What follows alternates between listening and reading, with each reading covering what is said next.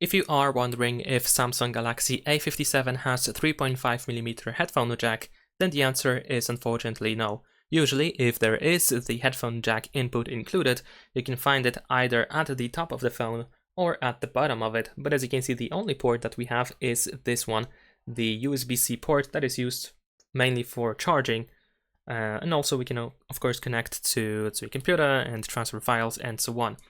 But if you have wired headphones with a USB-C cable, then you can just directly connect it to your phone and it's going to work.